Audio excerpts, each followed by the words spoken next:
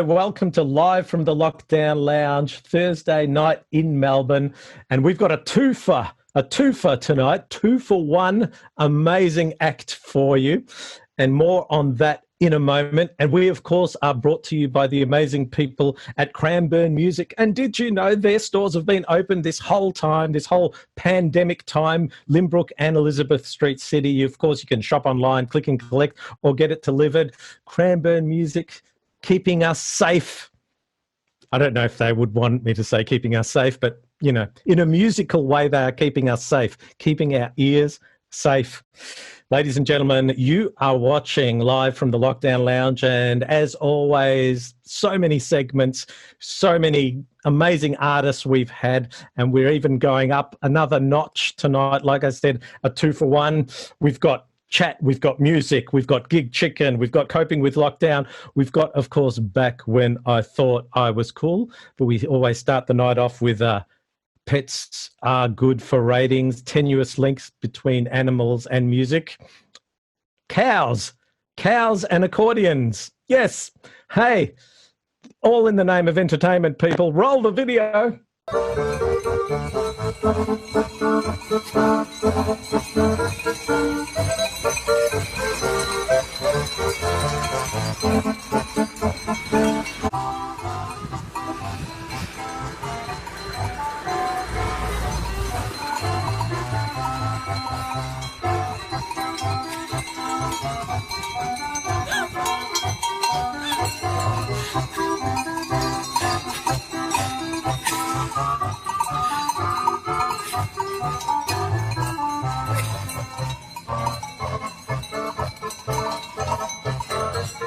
There you have it, ladies and gentlemen. Good old-fashioned animal humour. Oh, we believe that video was shot at Phillip Island. Cows, I believe. Could have done with a little bit of cowbell accompaniment. All right, enough. I think I've milked that for as much as it can go. Unless you want to hear another one. Time to move on. Time to move on. Ladies and gentlemen, our guests tonight, I'm just going to tell you who they are. We've been advertising them all day, so you know. So we have with us King Canyon, all right? And King Canyon are a Melbourne guitarist, James Ryan, and vocalist Jimmy Couples, who have combined to create a blues-fueled rock album featuring blistering guitar riffs and soulful vocals. Now, James Ryan, you probably know this man is a well-respected and sought-after guitarist, having toured internationally with Men at Work in their heyday, and has since been performing with industry heavyweights Russell Morris, Ross Wilson, John Stevens, Kate Sobrano, Vanessa Amorosi, Tina Arena, all the big ones.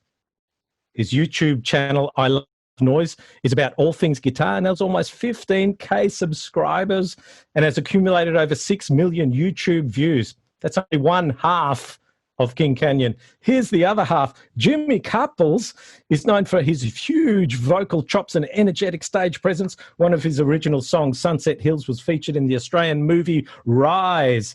He's been an active part of the Melbourne music scene for most of his life, having learnt his craft from watching his famous Uncle Peter Couples, who was the voice and driving force behind popular 70s Australian blue-eyed soul band Stylus.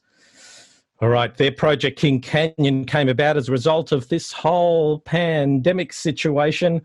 James and Jimmy collaborated on Strat-driven blues riffs. I'm going to say that again, Strat-driven blues riffs.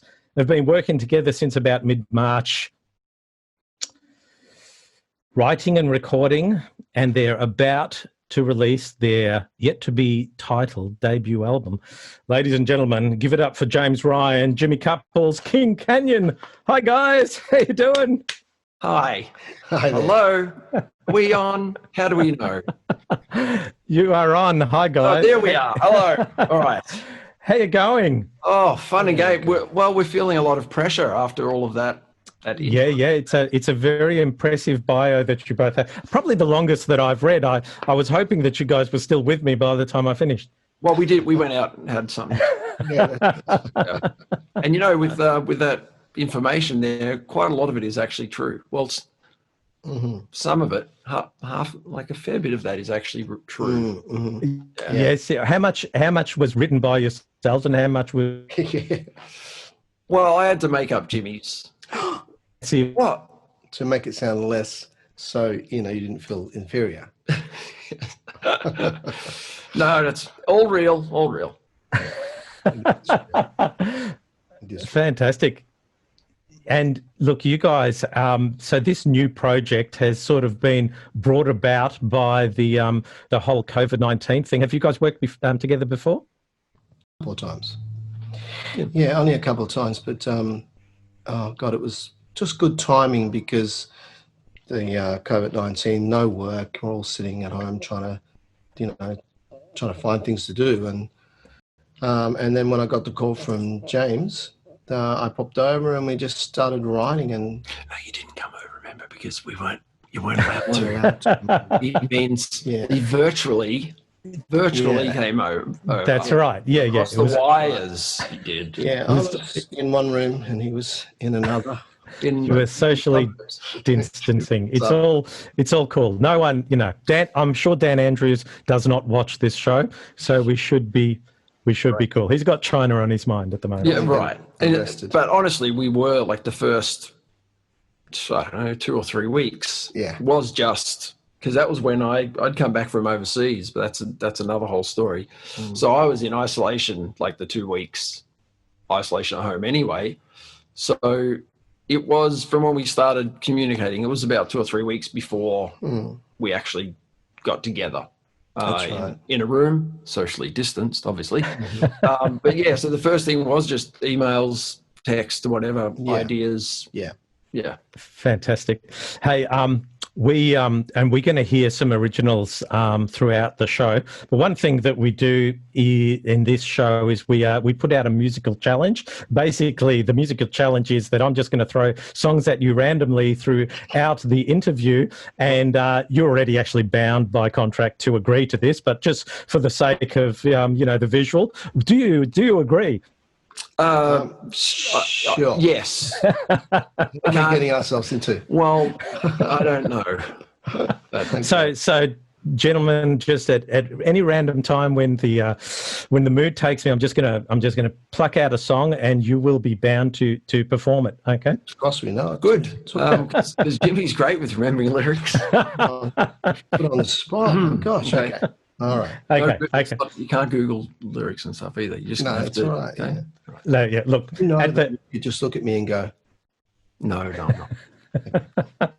Hey, now, James, you have a connection with our sponsors, Cranbourne Music, our wonderful sponsors, Cranbourne Music, because you're an old granny boy, aren't you? I am. Well, and this is an interesting thing, just because I actually live in Limbrook now, which is where Cranbourne Music is in Limbrook now. Yes, the new Limbrook store. Yeah, just around the corner. And yeah, actually, I probably know those guys. I've known them for longer than most of the people that I work with now. I mean, I'd go back like 25 more, 30 years or something crazy like that with the people at Cranbourne Music. So they're a good bunch. They're a good bunch, and the news story is spectacular. And talking about, I'm going to be a little self-indulgent here. I've known them for over 25 years too, because back in my old day job, I used to sell local newspaper advertising space, and I used to go in there and sell space to Michael. So there you go. Oh, yeah. There you go. Well, it's just cool that they're still around and strong. Yeah. There's not a lot of businesses that you can kind of say that for. And the fact that it's a whole family run business, very cool. It is very cool. Hey, I'm already going to jump into the musical challenge. I'm feeling like a little bit of Chisel. We're talking about 20, 25 years ago. One of my favorite Chisel songs is Choir Girl. Right. Can you give me some love? Let's give him some love. Right. What? How's it go? It is big. Come on. It's one of those rare ones, really. We just go straight in, okay, from the verse. So give me a chord. I'll give you the chord. Looking like a quiet girl, crying like a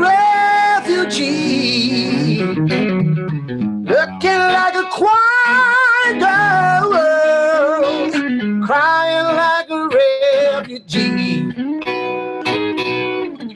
One nurse to hold her, one nurse to lead her down the corridors of healing. I've been crying, crying like a refugee.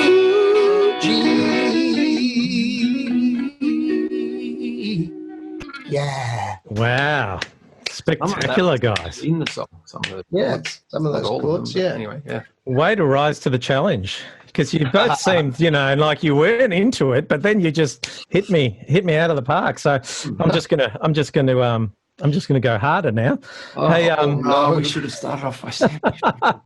How's the balance? So how's the balance? The balance is beautiful. Yeah.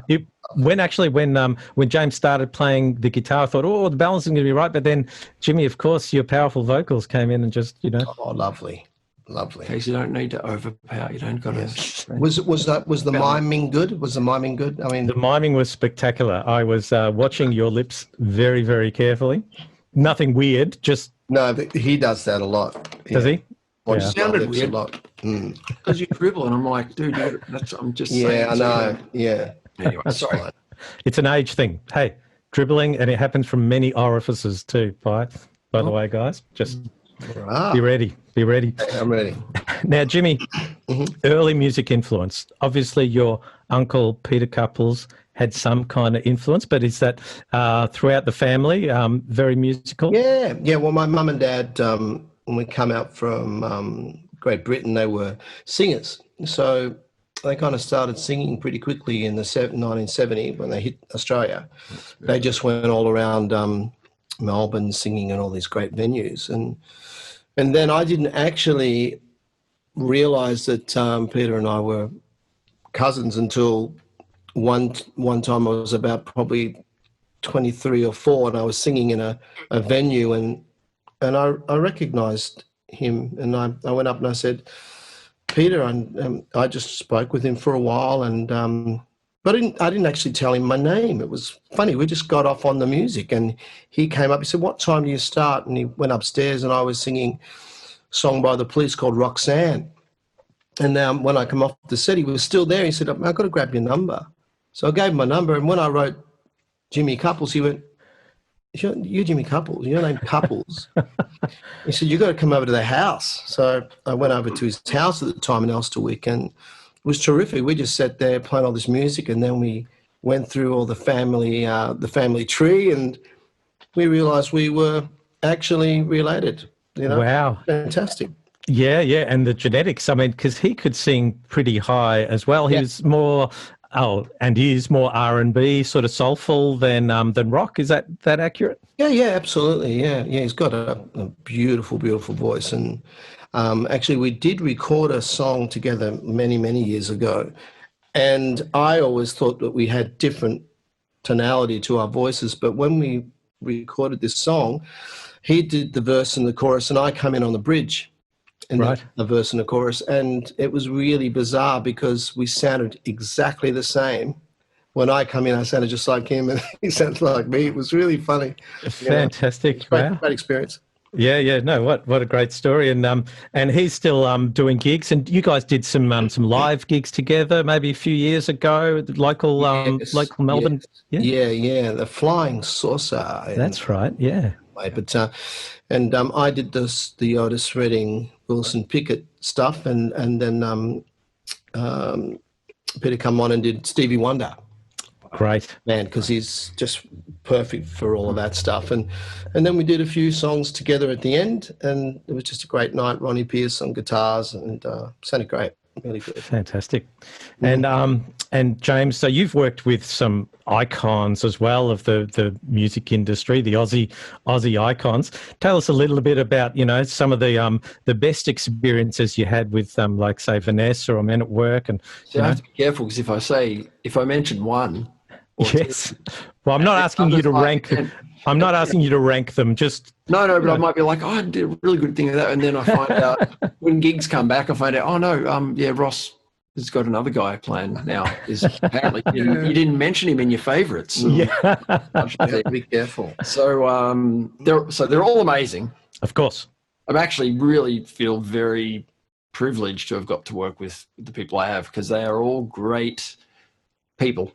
Yep. You know, which is what kind of sticks with you more than the gigs, more than the music even, is just if they're really cool people that, you know, you feel are genuine and that kind of want you around, that's kind of what you remember. Mhm. And yeah, they all, I mean, Kate Zambrano there's no one more joyful to be around.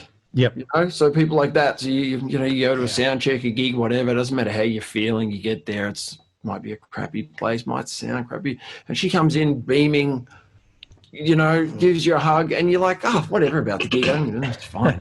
Life's great. It's funny you should say that, because we interviewed Phil Sobrano on this show, very and similar. exactly that same vibe and energy. Yeah, just Beautiful a lot family. of positivity, isn't it? Yes. Very positive people, yeah. And so, yeah, and you kind of quickly work out. I mean, that's the kind of people you want to be around. Obviously, I mean, who wouldn't? So you can really tap into quickly if anyone isn't that way. Yeah. Yep. Okay? So luckily enough, all the people that I have worked with are really just cool. And Ross Wilson, who I've been working with for a while, similar vibe. I mean, he's just cool. He's easygoing. He's daddy cool, isn't he? He's daddy cool. cool. Super cool.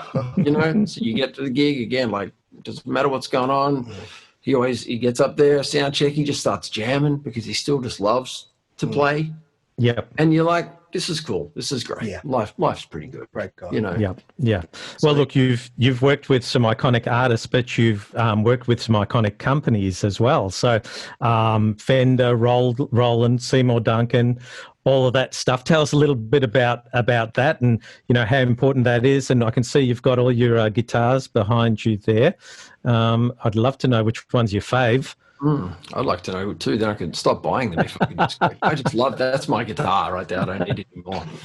But I still need a red one, and I still need a nice blue one. That's what it's like. I worked with Fender for about probably like 7 years as a rep. And that was an amazing experience. Actually, the only real job I've had. Yeah. Right. But they were really cool, flexible, and made it possible, made it work. And I was able to get around and meet a lot of people in music stores, and that sort of thing is what was cool, just kind of getting to know the extended community as far as stores and all of the people that are involved with that. A lot of good people in that side of the industry, that's for sure. Great. And I've been a Fender player basically for kind of forever, so kind of tied in well there as far as the gear goes. And most of the other stuff has been, the YouTube thing, I've been doing a lot of content, making video, demos, and I used to do a lot of clinics. That goes back to Cranny Music as well, really, back when there were clinics. So that's how I sort of, got my start in that side of the industry, is just doing clinics and, getting to know the companies that bring out all the good gear. Yep, fantastic. And that YouTube site you've got is 15K subscribers. That's not doing too bad. It's okay. It's all You're right. an influencer. Do you realise that? Well, a bad influence. No, that's very nice kind of title to have. The YouTube thing is tricky because to do it really well, like the people that make good money out of it, and it's part of their living, you have to kind of really just do that. Yeah. Like go, this is like YouTube's my thing, and do other little things around it. But essentially, that's your bread and butter. That's what you put all your time into. And I could never kind of do that. Yeah. Because I mean, you can't do like have an amazing YouTube channel, be doing really well with that, and do this, or and play with Ross Wilson, or and do you can't. It's just like that's right. That's all you do. So yeah, I've got some good numbers on there, but it's not something that I can just every week be putting stuff out there. It's like it's sort of too much of a sacrifice time-wise for me. Yeah. Favorite guitar? Are we going to see the favorite guitar? Well, look, it's like children, is it? Is it hard to sort of say? Oh, no, that's easy. I've only got one of them. It's like, one you know about. You like the child more than the guitars, though, right? Obviously. What? And to think about That's it. true. This is probably my overall favorite guitar. So it's a 74 Strat, and I love It's the just color. a shame it's a bit faded and got a few scratches Oh, and chips. shut up! So But it if you sounds had like this. if you had a riff, Yeah. I mean, what do you? yeah, you did exactly what I was just going to ask you to play something that that complements the That guitar. sound, right? And so I play other, God, I do have some really lovely guitars, but if I had to have just one at this point, that would be It's the winner. this guy. That's the Mind winner. you, grab Goldie over there, would you? And yeah. don't Oh, be this careful one. not to bump it. This is I my must admit, this is my most recent guitar. Wow, Is- that looks expensive. Is it just the gold? Well, yes.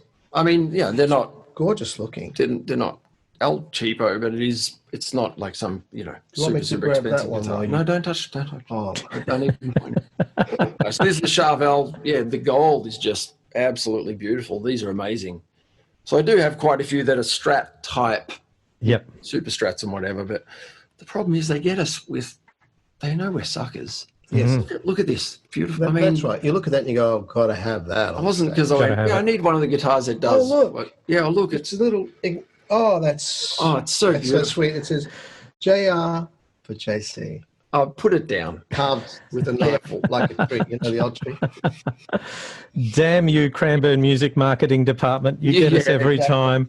Hey, I've got to show you just one more. please. This guitar was a bit of a surprise.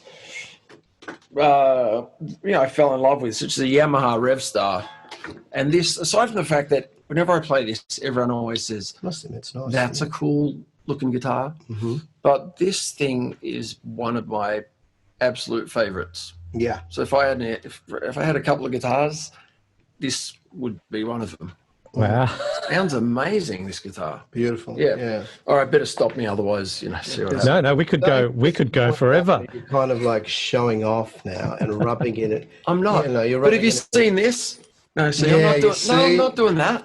Okay. Well, you know what? I think we need another song, and because we've been talking about all those iconic artists, I feel like maybe a little bit of Land Down Under, Men at Work would be a great, You should grab the Cole Clark and you just think so? yeah. or the flute.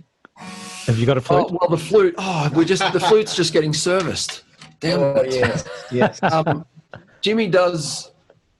Do you do some different version or something of this? I just do it because I didn't know what key it was in, and I just do it my own way, strumming away. But You did it your way. you've got to remember the lines.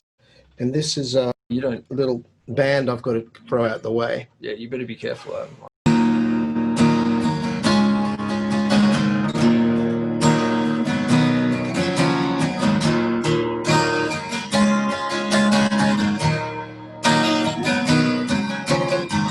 Traveling in the fried out combi on a hippie trail, head full of zombies. I met a strange lady, she made me nervous. She took me in, gave me breakfast.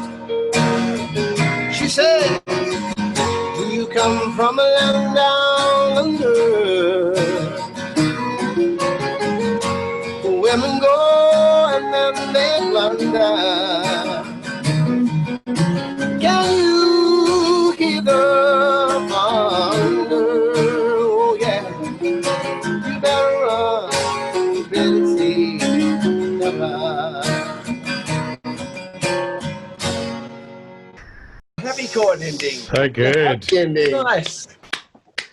So good, guys. Beautiful. So, so Jimmy, we're going to talk, and this is very current now. We're going to talk about The Voice. All right. It's back on. It's back on right now, right at this moment. So I'm going to start off with a very simple question: good thing, bad thing for the career?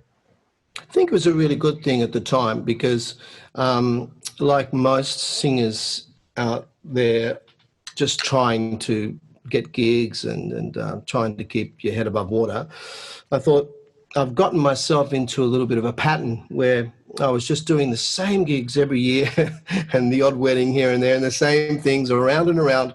And every year was starting to look exactly like the other one. Yep. And when that show it hit the air in, I think it was in England, and somebody said there's a show called The Voice that's coming to Australia.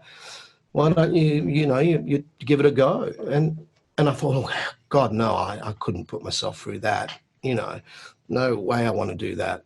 And then I thought about it. I said, well, why don't I want to do that? Oh, I don't want to. I'm too scared to do it. What if I get on there and blow it? Yeah. My voice doesn't feel right, and I just blow the whole thing. And then it's funny because there is a bit of a stigma attached with these shows because some people feel that the pathway is not, you haven't done your dues.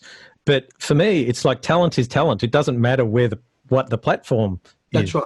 Yeah, that's right. So, inevitably I said, I'll do it just to jump in the deep end and destroy fear. And so I did it, and it was the most fantastic experience. I mean, I couldn't pay for that kind of advertising. I think I got 2 million views out of it, and out of one song. And fantastic. It was very testing, because when I got there was a room full of people. That's why you see them wearing the same clothes, because they filmed the first part of the show over a period of a few days. Yep. I'm sitting in a room of about 150 people, and lo and behold, I'm sitting there. I thought I must be psychic, because they're either going to call me first or call me last. And I said, no, my luck, I'll end up getting called first. Lo and behold, I got called first. Wow. So I had to walk out on this stage, just like it is on telly, silence, silence, silence. And you did a Led Zeppelin tune, didn't you? No, but something similar to Led Zeppelin. I did a song called Woman by Wolfmother. Oh, that's right. Pretty influenced by Led Zeppelin anyway. Yeah. And All the Doors, because it's a little bit like, what's that song, Roadhouse Blues?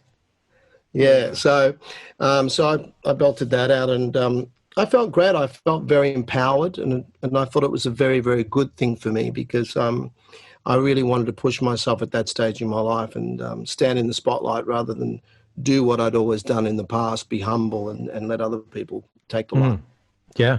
No, look, it was great. And had you been writing at that point, or I guess there was a bit of an injection in terms of corporate gigs and all those things you mentioned before, the cycle you were in, it probably, put you to a next level in terms of the kind of gigs that you were getting and the money that you were commanding as well. Yes, that's right. Yeah, all that went right up. At that time, it was terrific, the money that was thrown at me. I kind of was used to not charging too much and just to keep working, and suddenly I had to charge a hell of a lot more, and they wanted to pay it. They wanted to pay it. And then, through the business of talking to certain people that were very experienced, they say, yeah, you've got to charge this now. And I thought, God, really? But I enjoy what I'm doing, So I don't know. It was a weird corporate world. That's right. So that was fantastic for me in that area, yeah. And, our viewers would want to know, so the whole mentoring process and the coaches, do they actually spend the time with you, or is it, is that sort of a lot of that done for camera? A little bit. Well, I can only speak for myself, but with Keith Urban, he didn't really spend a hell of a lot of time with me.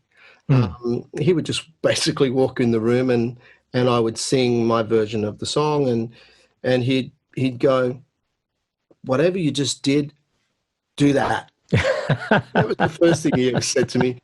And then supposedly he wrote a letter to one of the producers, and the producer said, Keith said, maybe just return back to the melody a little bit.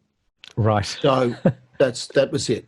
That was pretty much it, but from, whatever you just did, do it again. Yeah. We had a great time together in the studio, because he's a very down-to-earth, just no nonsense, a really nice guy. And he does come across like that. And would you consider, now that they have the opportunity for past contestants to come back on, would you ever consider going back? I don't think I would. Oh, sorry, I didn't. No, I think I've been there and done that. It was right for the time because it was the first show and it was the first airing in Australia. So Yep. I was on the first show, first on stage. It just had something about it at that time that I wanted to be a part of. But no, I don't want to do that kind of thing anymore. Cool. All right. Well, look, hey, I mentioned Led Zeppelin before. I'd love to hear a little bit of Ramble On right now. Are you up for it? So would we. Hey, maybe can I borrow that for a second? You want to borrow this one? Well, I think it's more of an acoustic. You don't want me to play the solo? I don't want you to touch. No. The Captain Flamenco over here. That's my nickname, Captain Flamenco. Right. All right. I think I've got the first line in my head. Yeah. Something like that, right?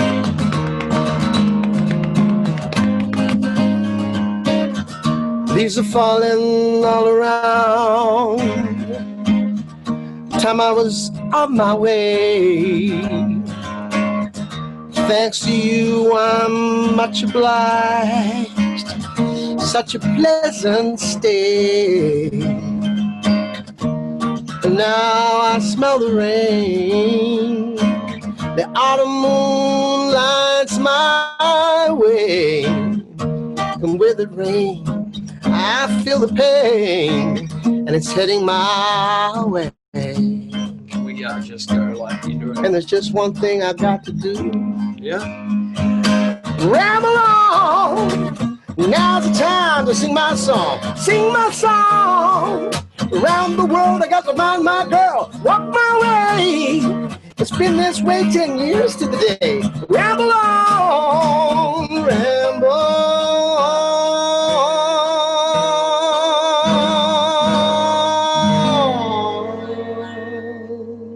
Beautiful. Awesome, guys. Awesome. Trickery you can get away with when you just put some colours in there and just take it. Then no idea what we were doing then, but anyway. That's all right. You fooled me because I was into it. Man, that was great. What a great old song, isn't it? Yeah. Wow. So let's talk about King Canyon now. And so you said that this sort of was born out of the fact that the whole COVID-19 hit and you wanted to do stuff. Live performing was out of the window and you guys got together and started chatting about it. So tell me, how it progressed and in particular the kind of songs that you're writing and what's sort of inspiring that. Yeah, well, what happened at the start is, once we got into, especially as I said, I was in the 2-week isolation weird thing and just thinking about what am I going to do for a while. Not because I find stuff to do. That's okay. But I just thought I've got, who knows how long before we can actually get back to working really. And the thing that came to me straight away is that I've always wanted to do a blues, a riffy kind of heavy blues album. And I know that I had just so much material, ideas, riffs, parts of songs that I've put down over the years, but just never had, for a long time, I just haven't had the time to kind of go, okay, I'm going to start committing a lot of my spare time to doing that. So I just thought, I'm going to do that. But singers, that's the problem. I just thought I probably would have done something before if I have known a great singer that had the time I wanted to do something. So I just thought, I'm just going to put a post up on Facebook saying, wow, I want to do, I'm just looking for singers, anyone who's interested. Someone tag me. Yeah. Not now, bro. Sorry, my son. That's all right. So, and it didn't occur to me at the time that because of the whole COVID-19 thing that everyone's sitting around doing not much. So, I thought I might find a few people, but of course there was quite a few, a lot. So this was like band Tinder that you did, basically. It was, that's exactly what it was. And Jimmy swiped right on you. Exactly, he swiped. So it was, It was great. It was actually, yeah, Jimmy didn't he wasn't one of the ones that actually got back to me. There was some great singers that came back, and it was exciting. Yeah, somebody tagged Jimmy in something, and I saw that, and I thought, God, Jimmy would be great for this. Yeah. So yeah, I kind of reached out, and he said, "Oh yeah, man, definitely." So, and it sort of, things happened pretty quickly after that. I mean, I'd been working on some songs. I sent him part of a song, whatever, that I'd written, and he's just sort of sent back. His would literally be on the phone, just him yelling, singing some bit into the phone. 30 seconds, he'd send me back something. But the first thing I heard, I was like, I can't swear, but I would have said, you can swear. You can swear, unless your mum's watching or something, but you can swear. My mum swears more than all of us ever put together. But seriously, I said, fuck, Dad, this is the first thing I heard from him, that to go over a riff. I was like, embarrassed. That is going to be perfect. I hope this is okay. What am I doing? Oh my God. I can't unsend it. Now it's sent. And what was your first reaction, Jimmy, when you saw it, and what was the appeal from your point of view? Well, okay, when I heard the music, I thought, in my life in the past, if anyone ever played anything original to me and I couldn't hear anything, or didn't feel anything, or couldn't visualize words or anything, I'd kind of go, oh, maybe I'm just not, feeling it. But everything he sends, I just go bang, bang, bang. I just hear the words. I hear the melodies. They just come straight away. And at last, because it's a great feeling when that happens, because everything we've been doing so far, we're kind of scratching ourselves saying, oh, there's another song we just finished. Wow. It wasn't that difficult, Yeah. And what is that process, James? Do you put down guitar riffs first and then you just sort of jam, or? Well, yeah, sometimes. I mean, now I just, pick up, especially that damn Strat of mine, pick it up and just start playing something. I go, oh, grab the phone. Oh, that's great. I just better record that idea, and then I'm about to I've got 5 seconds spare. I grab, oh, that's kind of cool. Quick. Oh, that's a great riff. That's what it's like. Just, riffs and riffs. So now anything that either of us come up with, even if it's just a short little thing, we just quickly record it on the phone. And then sometimes I'll just send that to Jimmy, like a minute or something of a couple of riffs. Sometimes I'll put it on the computer and just start just building up a basic song kind of thing and send that to him. And likewise, I think since we started doing this, Jimmy's gotten back into writing more. So he plays great guitar, and so he'll send me something, just a bit of strumming and singing, and he'll go, oh yeah, I don't know, man, what do you reckon? And I'm like, are you kidding me? That's a song. So I'll take his thing and I'll start a new song project and kind of get guitars in there and get him to come over and put vocals. So it's the thing we are loving the most, definitely, is that we're just finding it so easy. I don't mean that in a wanky way. I just mean as in we do some riffs. Jimmy starts singing something over the top. I'm like, man, that's it. That's great. Let's go with that. Yeah. So it's not been a thing where we are struggling to finish the song, or we're not. Do you reckon that's the right lyric, or I don't know. It's a bit. Yeah. It's a chemistry thing. No, I totally get it. And so what's the big plan? Is the big plan to finish the album and then put a band around it, or Yep. Absolutely. Yeah. So we pretty much have enough songs now. I think we're just going to write another two or three. I mean, we finished writing one today. We did. It's beautiful. It's great. Killer of a song. So we want to record an album. We've got a couple of guys, great bass player Kit Riley is going to, I think, do some stuff, and Hayden Meggett, who's a gun and loved drummer who I work with Ross Wilson. So I think we're going to have those guys play on the great rhythm tracks. So basically now we just want to get it recorded. Yeah, right. Release it, and hopefully in the next 3, 6, 9 months, whenever. I mean, gigs are slowly going to start happening back, and we want to be able to get out there and perform, play this as soon as we're allowed to. We're itching. In my heart of hearts, I'm just itching to play this stuff live. Yeah. Great. Well, that's a perfect segue for your first song that you're going to do us off the forthcoming album. This one's called Yellow Fever. Tell us a little bit about this song and where it's come from and how it sort of evolved. Well, look, would you mind taking that for me, sir, and just carefully place it over there? This was the first song we wrote, and it definitely kind of set the mood for everything we've done. Like we still, sometimes the first or second song you write, they're cool, but you look back and then you've written 8 songs since, and they're still cool, but they're better.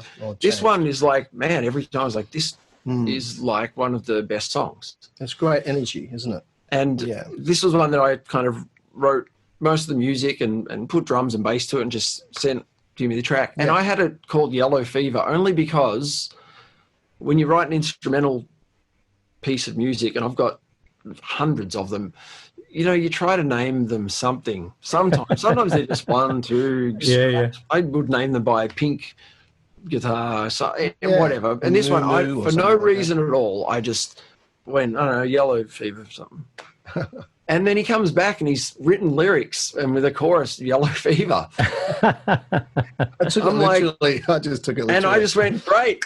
This is off to a great start. Doesn't have to be a reason, no reason or rhyme, doesn't matter. Sounds good, feels good, is good. That's what we're going with.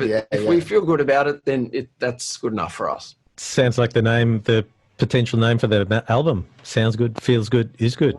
Featuring Yellow Fever. Yeah, there you go. I can take credits for that. I was going to say we won't use it now because we're going to have to pay.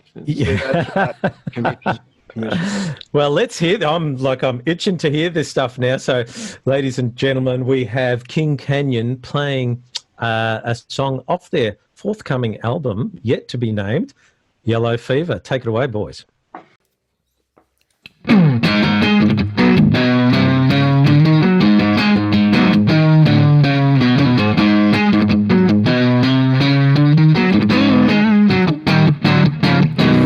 You took the song, left me the rain, spat on my grave. I was a full-blown sucker. How could I be so damn foolish? I took you in, I was a full-blown sucker.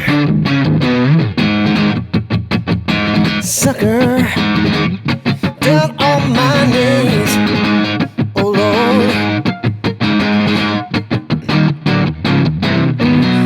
yellow fever running through my veins like a hurricane. Yeah, yellow fever running through my veins. Yeah, you stuck that needle right through my cage, into my heart. I was a full-blown sucker. How could you be so damn foolish? I let you in, now I got yellow fever.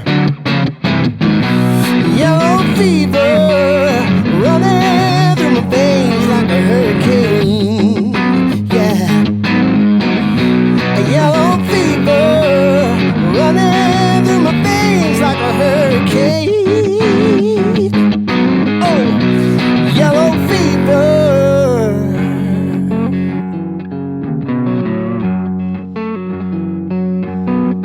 Ooh.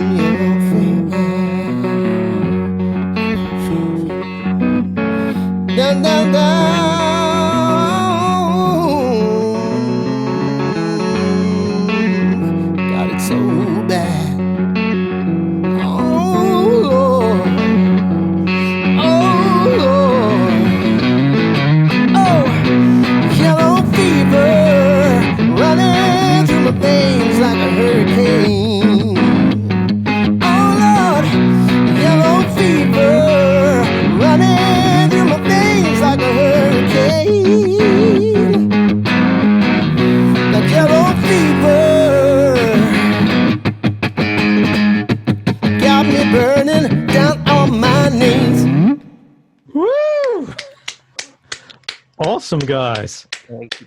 Fantastic. I got to say, that was the first time that we've done it. Wow. With the electric guitar. Yeah. So yeah, Exclusive for Live from the Lockdown Lounge. Yep, Live exactly. from the lockdown lounge. Yep. Absolute awesome cracker of a song. So yeah, I love to hear it with the full band behind it too. It's going to be So pumping. would we. So do we want to hear it like that. Hey, now you guys are doing a weekly live stream. Is that right? Yes. So tell us when that's happening. Every Saturday at 4 o'clock. Very good. See, I've trained him up. Like You have. And where can they find you? That's the King Canyon Facebook page, is it? Yeah. So we've got it running on there and on my YouTube, and we're trying as many places as we can. It'll be on my Facebook wall. My Facebook personal or profile or whatever, and it should even be on yours as well. So hopefully we just flood the planet with it. Flood the planet with King Canyon. Yeah, Okay, so I'm kind of pushing the King Canyon page as much as possible because I want people to sort of leave my main page and go onto that. right. You know, because with live stream, it sometimes it can go to your page. Sometimes something happens and it doesn't. Right. Yep. I thought, well, at least if it's always on that, we can't go wrong. Yep, no worries. Okay, well, that's coming up on the screen now. King Canyon Facebook page, live streaming Saturday at 4 p.m.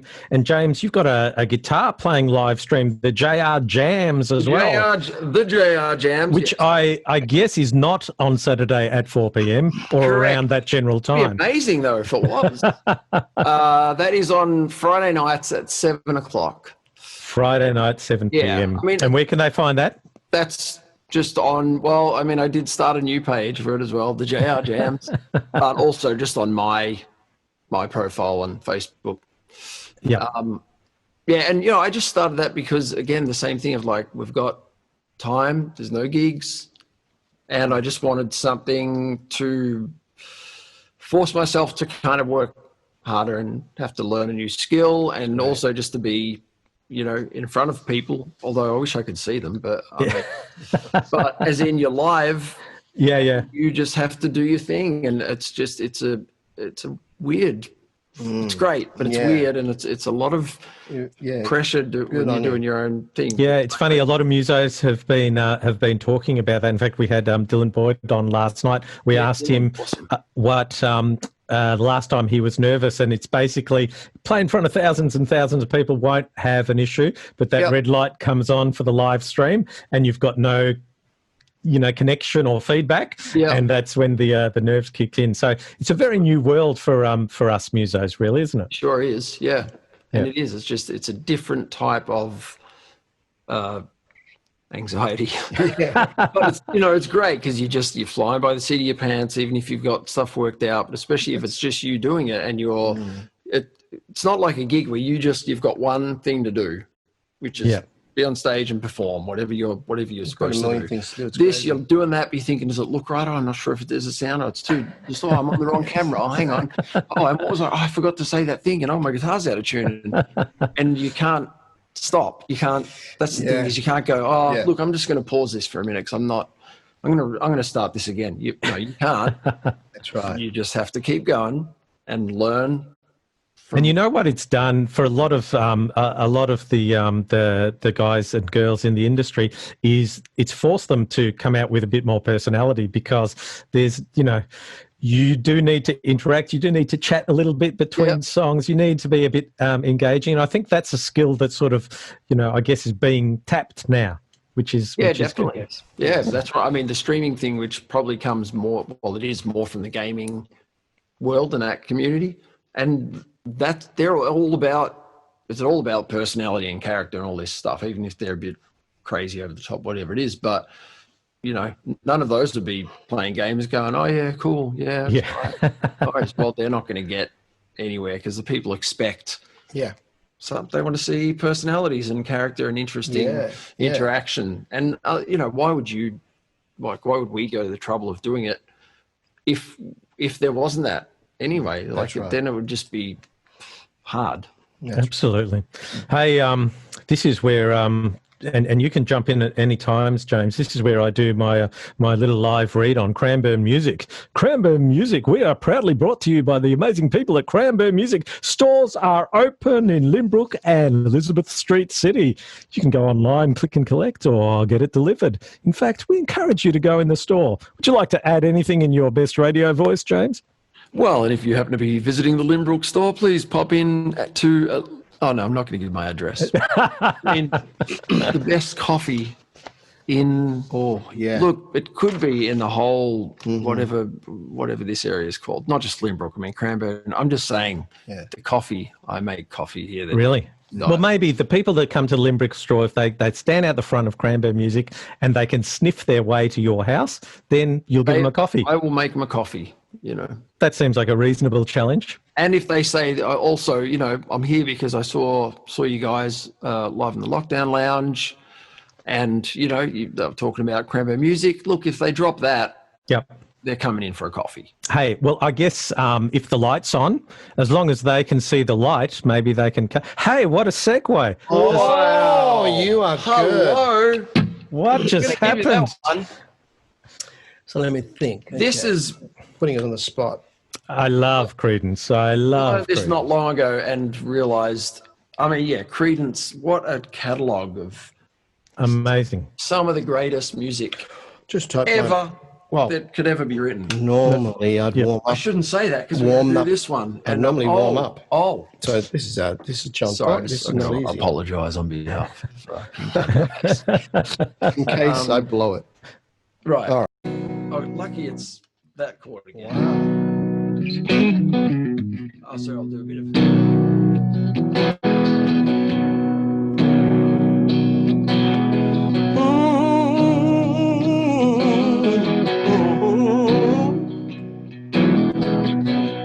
Put a candle in the window, 'cause I feel I'm coming home. I'm gone, I'll be coming home real soon, as long as I can see the light. I guess I got that old traveling boat, and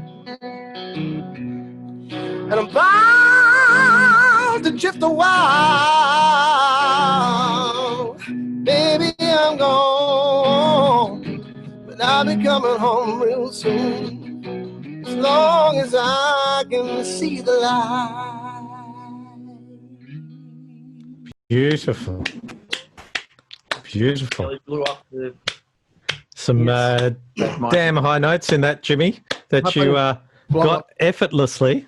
Oh, thank you. Nearly blew up my voice. But anyway. Sorry about that. All right, I'm going to give you a little reprieve. I'm going to give you a little reprieve now, and we're going to go into our segment Back When I Thought I Was Cool, which is basically a segment where we get our guests to give us some images of them early in their journey when they didn't quite have their coolness shit together as they clearly do now. We thought we were. You did. Well, this is the name of the... Back When I Thought I Was Cool. Every good segment deserves a good sting. Play the sting.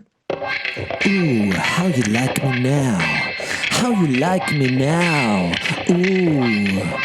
Back when I thought I was cool. And there, ladies and gentlemen, was the sting with yours truly using his best radio voice. Now, I must say that both of you totally embraced the spirit of this segment with your entries. You know, some guests have, sent us, I think they've been, didn't want to go too far out on a limb, where you guys have gone, yep, hey, this is us. So we're going to start with James here. And there you are, James. I have to stay here. Up on your screen right now with amazing hair, clutching. Is it a tally that you're clutching there? No, that's... Are you kidding me? Come on. That's back then. It's a Washburn. Oh, right. Okay. I cannot see, but you love that guitar. I can see the record player, and I can see the dual tape deck. So it's everything.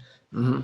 Everything. So tell us the origins and the thoughts. What were you thinking you were taking that I picture? was thinking, oh, so fucking cool. And I was. You were. Time. I don't know. Probably just thinking, life's good. Look at this. I got a purpley sparkle Washburn. I remember had individual switches for each pickup, like, you know. Oh, man. You know, and the posters on the wall, right? You got the Iron Maiden, I think there is Bon Jovi. There's a White Snake. There's Striper. Love them. Yeah.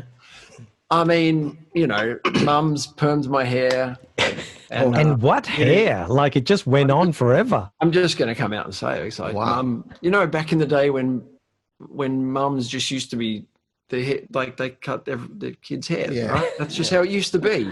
Yeah. Pretty much. I like the way you say, like, Yeah.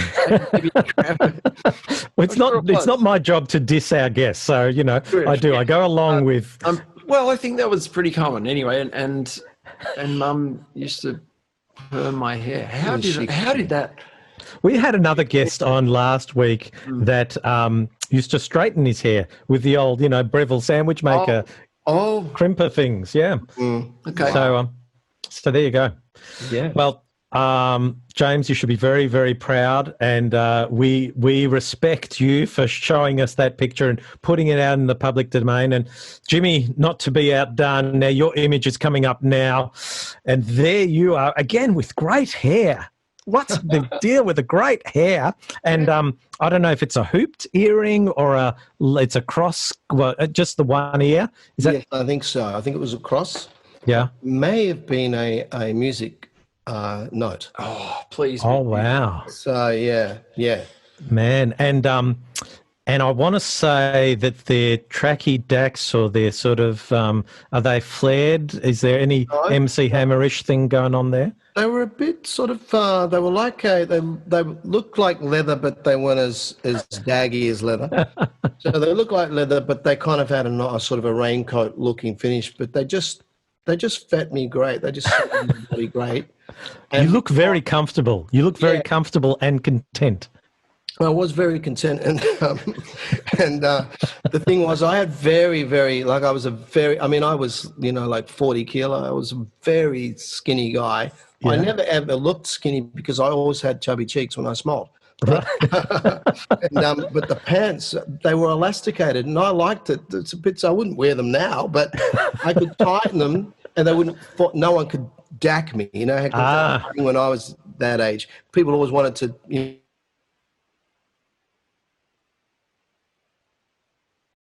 You got Dak not wearing underwear, people stopped doing that for me. They realised, no, we can't. We don't want to see that again. Yes, that's exactly right. And then you run after them briefly, and that's it. That's yeah, right. the penguin. So Jimmy, tell me, how old were you? What were you thinking? Was this on the way to a gig, or just on the way to your mum giving you a haircut? I was at my girlfriend at the time's house. Had just walked out the door, and she particularly liked the way the hair was sitting that day. Who can blame her? Only chicks can say that kind of thing, right? Wait, the way your hair's just sitting that day, yeah. Let me get a shot. Because it was kind of, I hated that hair, to be honest, because it was wild, crazy hair, and I could never get it to sit right, and it was sometimes it'd be too buffy at the sides, you know. So anyway, she took a photo, and I had been to see Queen with Freddie Mercury. Tennis Center, so that was my close for the beginning of the day. Wow. So, no, sorry, I'm telling a lie. It was a few days after that, because I bought that Queen T-shirt at the show. Yep. But don't forget that I actually saw Freddie Mercury, and when I tell young guys that are 18, 19, 20 these days that I saw Freddie Mercury and Queen, they just get so jealous because everybody loves Queen now too. You know? Everybody loves Queen. Well, gentlemen, I reckon I'm going to go out on a limb and say that these are the best entries that we have had. Yes. I think you've embraced. Think of it as a competition. That's what it was. They're like, send in your entries, and we will choose. And we won. We won. Do you know the funny thing about this moment is this interview has been going for about 30 minutes now, and that's the most excited that you guys have been in the whole time. Oh, sorry, because shows we're competitive people. You said we've got the bit. You did. You've won. You've won the title, and forever you will have won. And to celebrate, we run the sting once again. Back when I thought I was cool, run the sting. Ooh, how you like me now? How you like me now? Ooh. Back when I thought I was cool. There you go. What an amazing moment. Now, you were talking about your hair, Jimmy, and you said the word overkill. At least that's what I felt that you said, and I feel that there's a segue in there for a little bit more Men at Work. Can you give me some love? Yeah, we'll try that. I just got to mention something about this song. Please do. So when we've been doing these acoustic shows, the streams, I've had to get Jimmy to learn parts and, play guitar or for some sections. Otherwise, I can't do any solos, And we learnt this song. What was it? I'm just bringing this over. Like, I don't know when, but we learnt it. And I said, "Oh, you're going to just play this part because the solo is a fundamental part of the song, right? So just for the solo, you just play this part. It's cool. We learnt it. No worries. Cool." And when we came to doing it for the first time, it's coming up to the solo, and I'm looking over, and I know he's not going to play. he's got the guitar in his lap, and I can see. I'm just thinking. So it gets there and just goes. Are you going to play the solo, man, or? I'm looking. Yeah. I'm just staring off into this la la land because he not even just hadn't thought about it. Basically, we had to go at it. I think we did about 4 or 5 attempts at the solo. Five takes. But just every time I'd be like, whoa, no, you got to go to the change there. What you do that for? I do this line, and then we go. Okay, let's try it again. We do the solo. Go listen for the line. It was embarrassing. Then you're going to change. Go to the bit. It was embarrassing. Anyways, so I take it we're not getting the solo in this we little definitely won't snippet. Be. No, but, and this first time. We still haven't got the thing right, have we? All right. Let's do that's it. the key there. Yeah.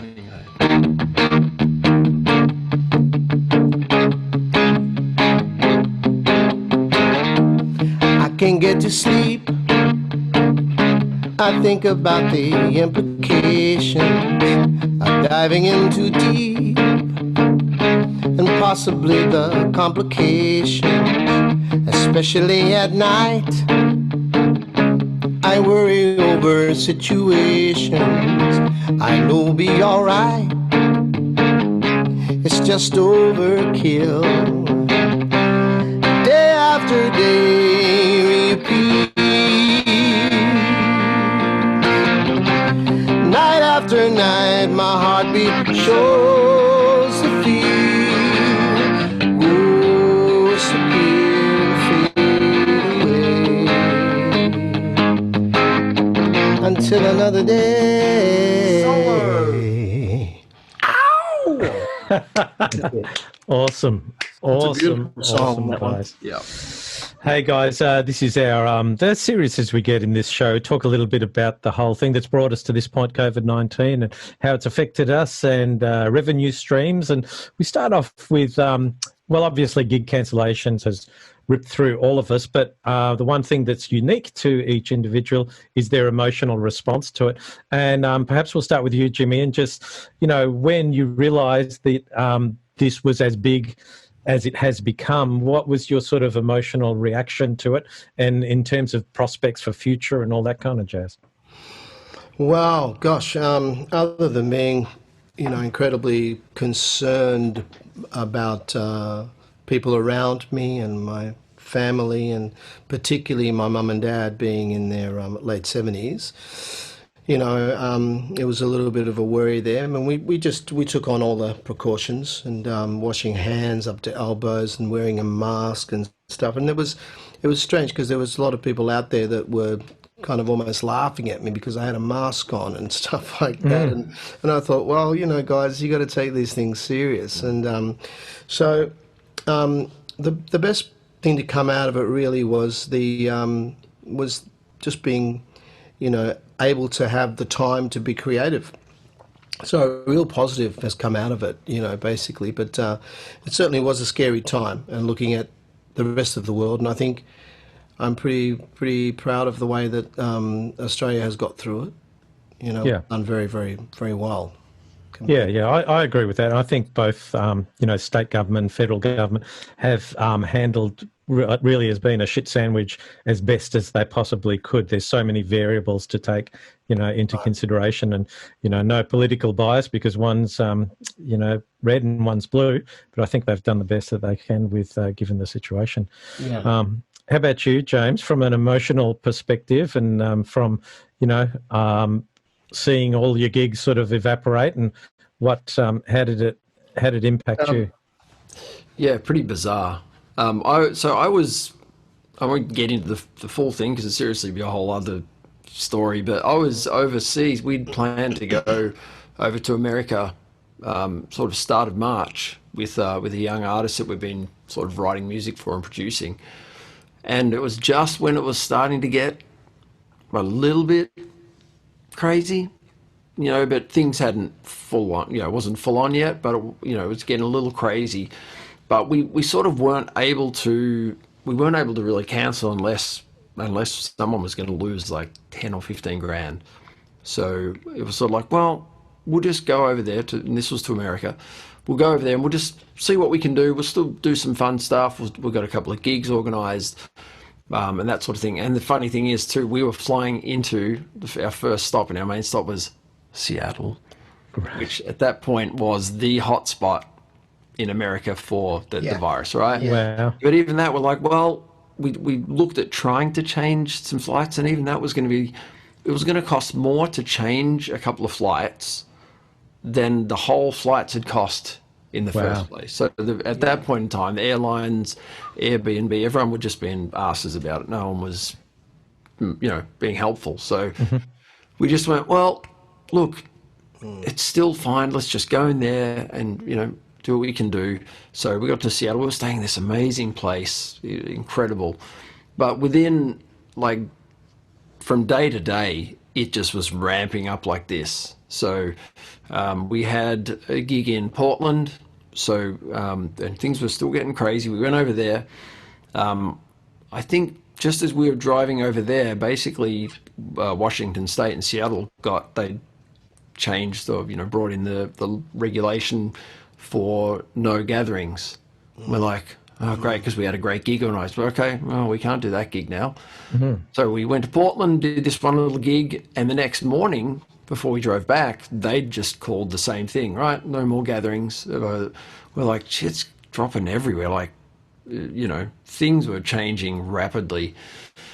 And we were meant to go down, we're going down to Texas. We had all this other stuff, but basically everything was falling apart. Everything was getting cancelled, everyone was freaking out, and Washington was really a lot of stuff happening there. Mind you, this is the thing, it was all crazy on the news. Australia was going ridiculous at that point when the whole toilet paper thing and all that. I don't even want to think about that. The behaviour was the most ridiculous, still seems ridiculous. But anyway, but where we were in Seattle, it was like there was nowhere that you could see anything weird, crazy, hysteria, anywhere. No. So a lot of it was media at that point to blame for how people sort of started behaving. But anyway, it was just getting scary, and we kind of like, well, let's see if we can change, and let's just kind of go there, maybe spend a few days here and there and get out of there. And it was just getting harder and harder. So we ended up driving into Canada because we'd heard that Washington was, maybe they were going to close the borders down or things were going to... Time to get out. So we're like, we're out of here because we do not want to be locked here and not able... Because then they were talking about international... I think the flights and stuff was just starting to get capped. All of that stuff was happening. We're like, what the hell do we do? We just packed our shit up and drove to Canada. Wow. Nice move. And that was a lot better. But even then, every day it was like, it was going like that. Everything was escalating. So we just kind of decided, well, we just need to get home. And even that wasn't easy. It wasn't just like, well, we'll just change the flights. It was... And you mentioned before you were in isolation when you got home. Exactly. So, For a couple of weeks. Yeah. And obviously when I was over there in that matter of days, it was like, I mean, gigs, some stuff had just started getting cancelled, but basically by the time we got home, I knew that everything, all gigs were cancelled. You know, Yep. the APO tour, which was going to be a big thing, which would have been this month, but that's all kind of 50, 60, 70-year-olds, like, Of course. so it's like everything. By the time I got back, I knew that the industry had been shut down. Yeah. But who knows? I mean, this, because out of this rubble, you've sort of emerged with King Canyon. So, in years to come, you may look back and go, wow, wouldn't have happened. Definitely. I mean, but I feel like we are lucky that this thing's happened. Is like it's the greatest, but obviously a pretty big sacrifice. But I'm lucky to have been, and found our way into this. Being that you posted that, and then somebody, one out of hundreds of people tagging people, one person tagged me. Yeah. Wow. Yeah, exactly. So if that hadn't have happened, this would not happen. Yeah. It's so bizarre. Very, very. And so, Jimmy, mental health. So you mentioned before that you've sort of been positive and proactive. Have you felt that, that you're holding up now and throughout this whole process, and even, those within your sort of immediate music network from a mental health point of view? Yeah. I think it's hit a lot of people in most bizarre ways, but I've managed to stay, pretty positive. Look, I tend to, I don't hang out with people very much anyway, so it's kind of like, here I am at home, it's just me and my guitar in the corner or what have you, and I don't watch television at all. I don't have a TV. I just, I didn't know that. This is it's getting weird for me. Yeah, and I just find things to do. I think when you grow up as an only child, you have a good imagination. Yeah, so yeah. You find things to do within your day. But look, I've come across people that have messaged me saying, "Man, I am going nuts. I'm going crazy. I've got nothing to do," and I'm like, well, I'm having a great time. And what were you actually doing? Were you writing, singing? Lyrics. I was doing. I started getting so many phone calls for sessions, vocal sessions, and things like that. And I just embraced it all, and Great. And I was still going out in the day just to break my day up, because I could swing past a takeaway store and grab a latte and maybe drive down the street while I'm drinking it, then go home or whatever. But and I managed to do some running. I wanted to do some running because we were allowed to do exercise. So I thought, Sure. well, I'll grab my trackies and my runners and I'll do a couple. Not the same outfit you were wearing in back when I thought I was cool. You're not unlike that. Okay, cool. Actually, in that picture, the best part of that photo was that if you could have seen my feet, I had white runners on. Yes, of course you did. The skateboard runners with a big flippy bit at the front. Oh, man. And James, how about you from a mental health point of view? And I'm also keen to know, obviously from an individual, but also your sort of network and how others have been coping that you know of. Yeah, look, I know from people that I've spoken to that, and knowing, close friends and people that I work in bands with, what their normal kind of personality is, and generally, I can tell that people are, struggling, because just when you take it to something, that's fundamental in the weekly schedule, and has been for players for like, it's probably people that have been just doing a certain thing for 20, 30 years, that are happy to, they just do their thing and it's great. And then all of a sudden someone says, okay, can't do that now. So I can tell that people are they're just not themselves, and not, because there's not specifically an end in sight. I mean, yes, things are going to change, but it's not like you can go, okay, it's cool, man, in 6 months, everything's... Yeah, in particular for the entertainment industry and the music industry, there is just no blueprint. And, we've spoken about this on this show many times, and it's pubs or clubs, anywhere where people are gathering on a dance floor or anything like that. There's just no clarity in you know, exactly. the end point. Yeah. Yeah, as well as the fact that we know already some fantastic venues have shut their doors permanently. There's a bunch of really great, iconic venues that are for sale. And that's now. That's not in 3 months, 6 months, 12 months. So, you know, we don't know what's going to happen. So that has been hard. And I don't know, I am lucky that we're doing this, but I still have, you know, certainly have times during the day when I just sort of go, oh, shit, I'm not sure what I'm going to be doing in, you know, 3 months or 6 months. Yeah, it's a very uncertain thing, isn't it? Yeah. It is. And part of, you know, we've spoken to, I think we're up to 28 or 30 interviews we've done. I've been really heartened by the positive energy of the music industry, where everyone is really making an effort to reach out to each other, and it's a real community, and everyone feels that, well, they understand what others are going through, and so they've been, you know, reaching out and checking in, which I think is a real positive for our industry. And I guess a great segue for that is you know, all the interviews that we have, we store on our website, lockdownlounge.live. And every interview has a hyperlink underneath where the artists have recommended or, you know, nominated, I should say, a charity that's close to their heart. Tell us about the charity that you guys have nominated. In fact, it's not a charity, but an organisation. Yeah, well, I mean, I think this is, as far as I know, and I'm not going to pretend that I know about all of the organisations, and you know, so I wasn't going to, when you said, you know, you could nominate something, I wasn't going to go, well, let me just research and find it, because, you know, then I'd just end up picking something I had a quick read of.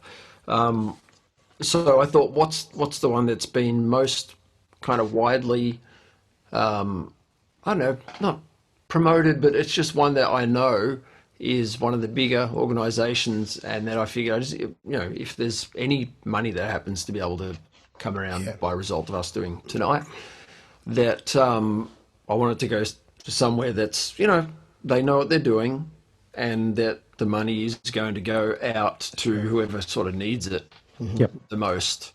So I just thought that's better than just picking one that's exactly, and that organisation, we should say, Support Act, who represent, you know, it's not just musicians, it's the entertainment industry, and it's, you know, everything from, you know, DJs, musicians, production, and they're specifically there to support the whole industry, and they do great work. And so the website will be up on your screen as we speak, and that brings us to your second original song that you're going to do in its entirety for us. Gravity. Tell us a little bit about this one and, how it came to be. Oh, gosh, I think I was just mucking around on the guitar. After a session we did here, we'd written some songs, and then we did a live stream. I went home and I was just getting into bed. The guitar was lying on the bed, and something just popped into my head. I just started playing a couple of chords, and I thought I'll just record that. And then I went to go to sleep, and I thought, actually, let me do that again, because I just thought of something else. And I come up with the chorus, and I just thought, that's a verse and a chorus. I'll send that to James. If he thinks it's good, then we can work on the rest of it. And a couple of days later, he emails me back, says, I love that idea, we've got to do something with that. Awesome. I was able to take his idea and sort of fix it. Yeah. Now, no. That's what chemistry is, right? Yes, that's fixing right. the other person's, yeah. Yeah. Let's hear it. Okay. King Canyon, ladies and gentlemen, Gravity.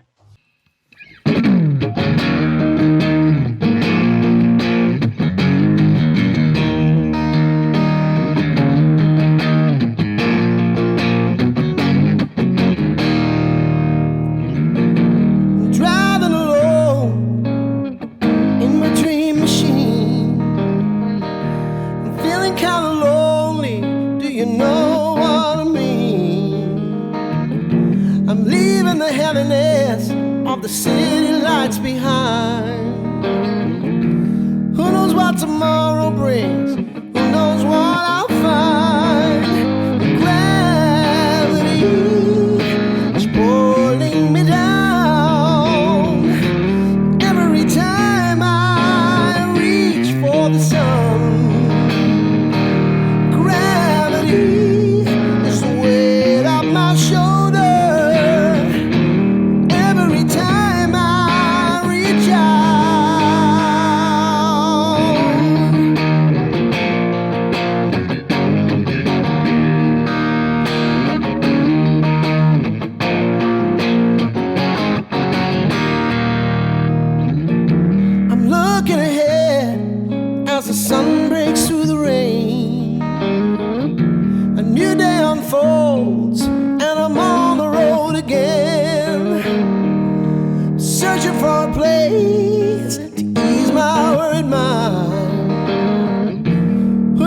tomorrow brings. Who knows what I'll find? Gravity is pulling me down. Every time I reach for the sun, gravity is the weight of my shoulder. Every time I reach out, and I'm reaching out, nobody gonna hold me down. I'm gonna find my way. You can't keep me on the ground.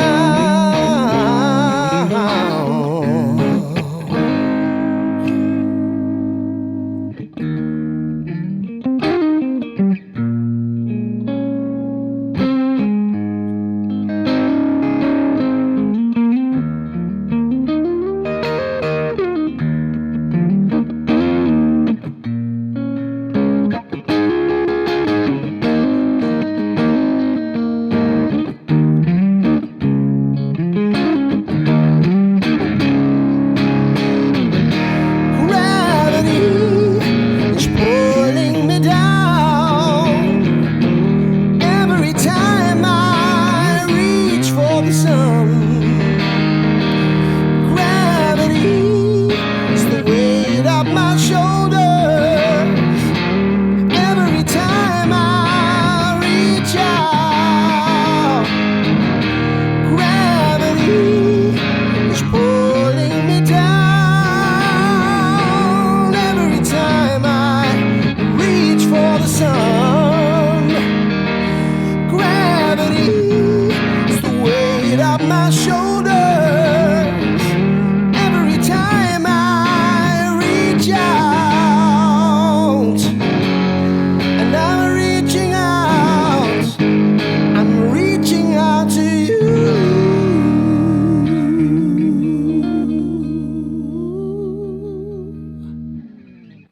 Beautiful song. I'm really looking forward to this album. So yeah, we'll be hassling you. We'll give it away on live from the Lockdown Lounge. Excellent. Excellent. Hey, we've come to our most famous segment on this show, which is Gig Chicken. So in the corporate band world, cover band world, okay, Yes. every time you do a corporate gig, you get chicken, basically. Chicken. Boiled chicken, Oh, yes. fried chicken, sliced, diced chicken, any other chickens I you can wish it think of. came in all those variations. I haven't. Geez, that'd be a luxury. Well, you don't get them all at the same time, but Right, you no. get, chicken. So that's thus the segment Gig Chicken, and every good segment deserves a good sting. Roll the sting.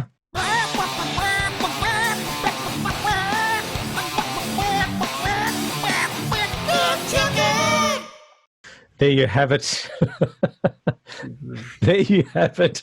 And our good friend, production manager T&J was on the buck box and the Gig Chicken.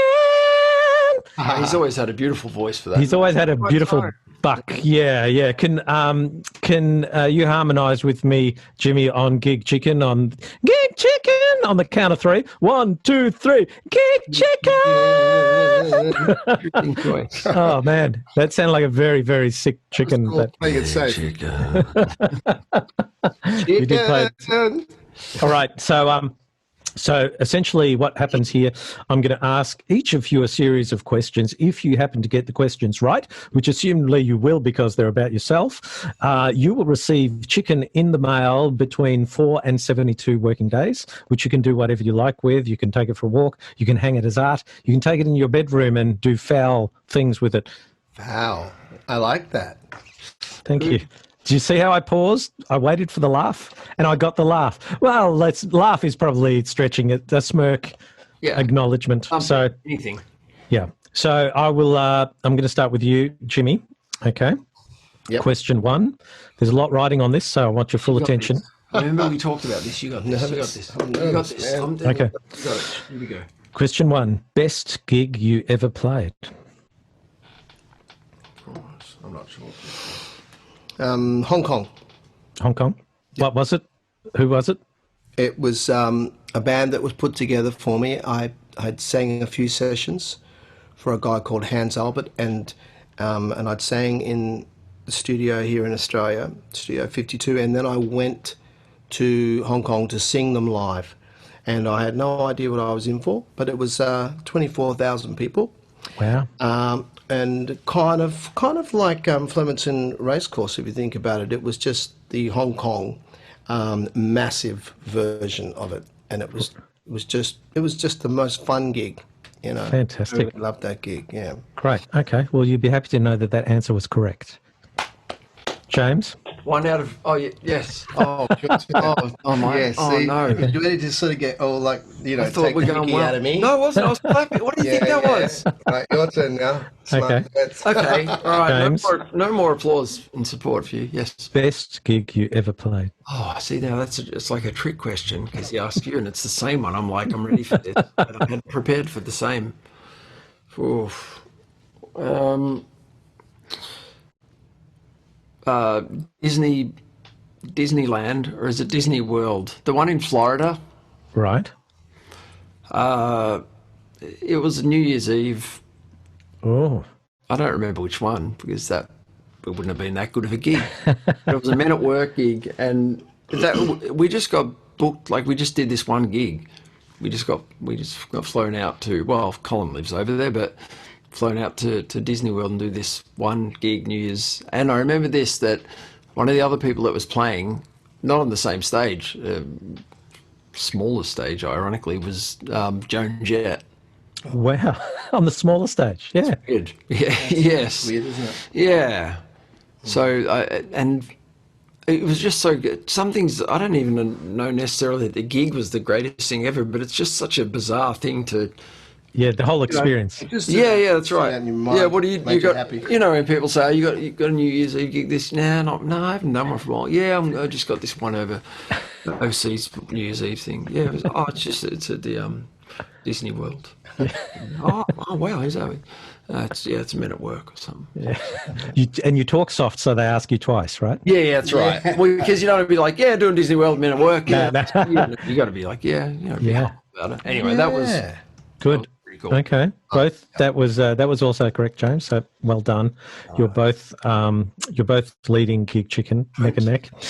Okay, Jimmy. I'm worried because half of it I probably made up in the first place.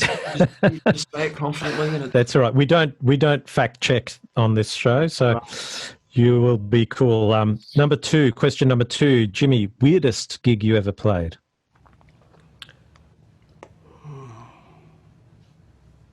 See, it's not easy questions here. We make you think. We've had all kinds of weird.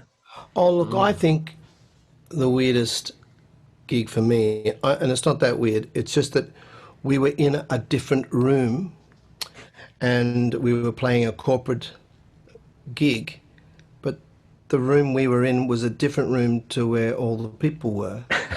It just felt so weird, and the coordinator said, "Now, you ready, guys? In there you go, and just start playing, and they'll all just come in." Oh, not that. Not they'll all just come into the room. And they'll all just start coming in, and they'll just stand there, and suddenly they'll all be dancing, and it'll be a wonderful night.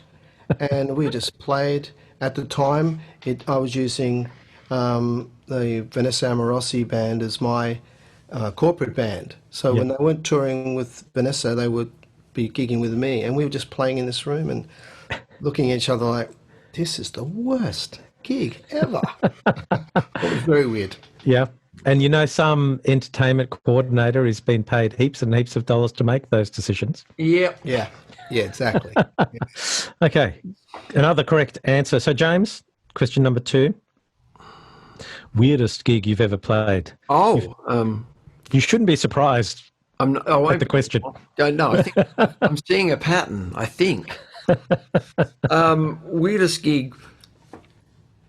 Well, let me tell you that this is weird because of the current times.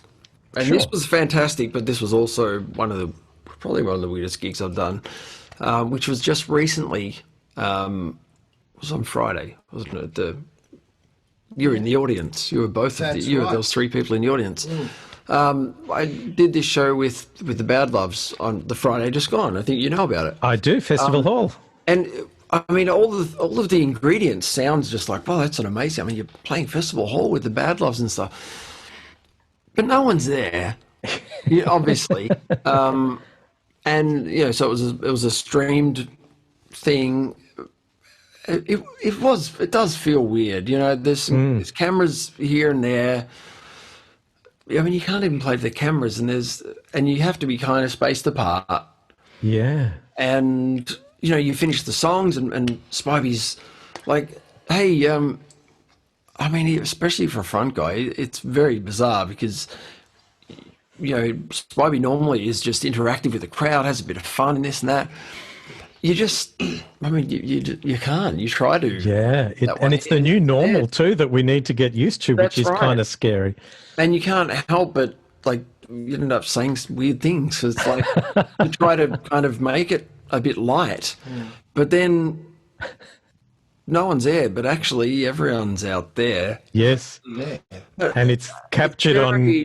That's right. It's this permanent thing, but it's so difficult to get into the headspace of going, okay, no one's here, it feels weird and this and that, but actually they're all, just imagine that there's a big crowd. I mean, how do you do that? How do you do that? How do you perform the same with the same energy? And especially, but in between the songs is the weirdest because it's just like stops and it's like feels like, well, it's like pause. Yeah. All of a sudden, it's not really a gig, is it? But well, it is. It's still happening. But quick, start the next song. That would be very hard to handle. Hey. Oh. What just harmony? You sound like the cows in the first segment. That would be hard to handle. All right. Okay, good. The Black Crows. Gosh. Yes. Ready? This key. All right. I don't know if this was the key or whatever. Gee, okay.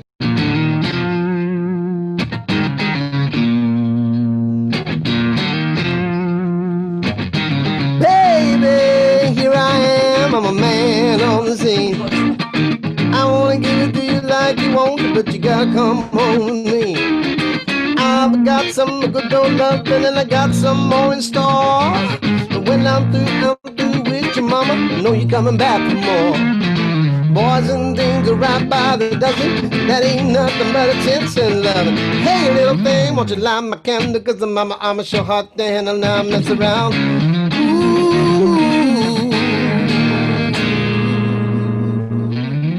Oh, so good. So good. Love it, love it, love it. Okay, we're still in the middle of Gig Chicken, so I want you to keep your concentration faces on. Jimmy, back to you. Question number 3. Last time you were nervous? I think it was pretty recently doing the live stream, the very first live stream. Yeah, I felt a bit nervous. Yep. Just because of a little bit nervous. You always do, sorry? Always, yeah. Always get a little bit nervous. So I think, but I've learned that that's a good thing because the times that I haven't been nervous, I've listened back and gone, oh, no. Yeah, it's all about channeling the nerves in the right way, isn't it? Yeah, absolutely it is. I think if you're not a little bit nervous, something's wrong, You've got to be, it's a good thing to be a little bit nervous. Yep. No, I agree. Got to be a little bit on edge. James, you've heard this question, so I feel like you've been mulling it over in your head already. Unfortunately, the problem with this question is like, I don't know, 5 minutes ago, yesterday, a day. Seriously, now, because anything you do, like as far as musically, entertainment, whatever, is all unorthodox, out of the zone. So, yeah, pretty much all the time. Yeah. Just about. No, I mean, every live stream is nervous. I think the one we do for me is a little less because when you've got a couple of people or whatever, you can just get into the zone of doing music, whatever you're doing. It's not just you and you're thinking about you playing, but there's people out there. You can still just be in that zone with the music. I get nervous making sure that all the technical stuff is right. Yeah. That doesn't, sometimes. And then on the Saturday when we prepare for the stream, I get anxious in the last like half an hour before because everything's going well, and all of a sudden it's like, how long have I got? But no, we'll be all right. I've got an hour. I've still got to check. Oh, that doesn't sound. Oh, hang on.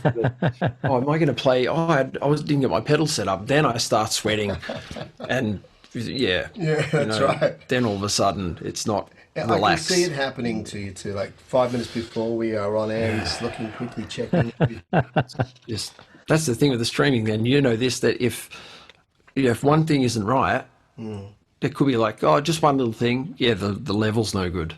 Yeah, it's kind of important. Or the levels, I forgot to change the thing, and the level's too high. It's going to be all distorted. Yep. So it's not just like, oh, it should be all right. No, that'll do for today. Yeah. It's like, no, that won't. Oh, it was out of focus.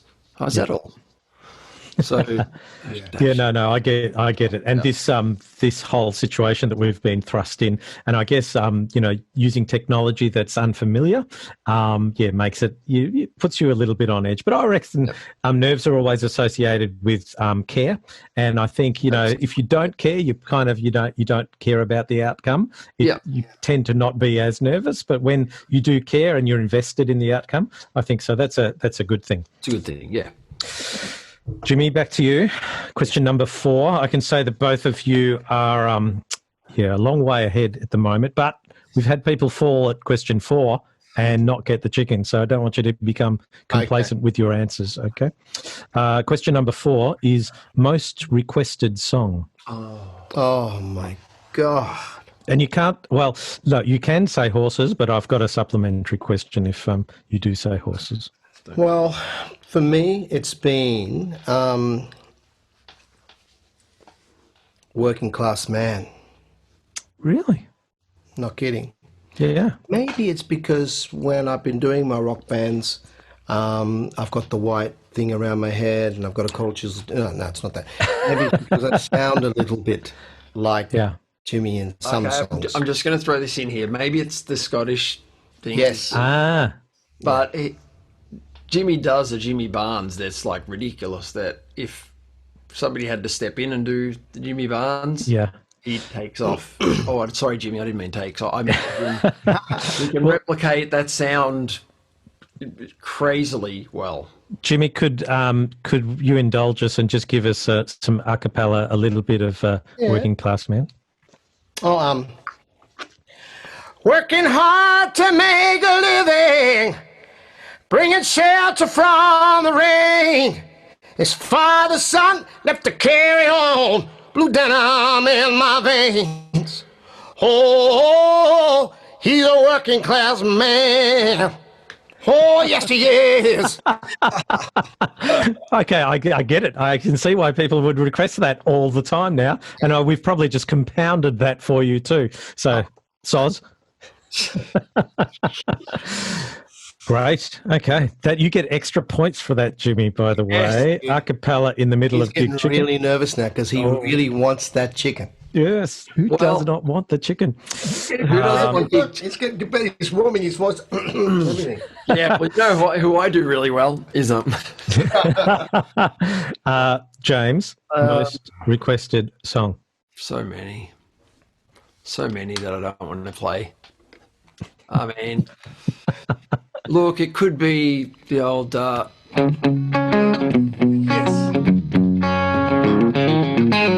And might I just say, man, I don't want to sound up myself, but not many people play that, right? They, everyone fucks that thing. Really? Tell us what do they? I mean, they do, oh, they do whatever.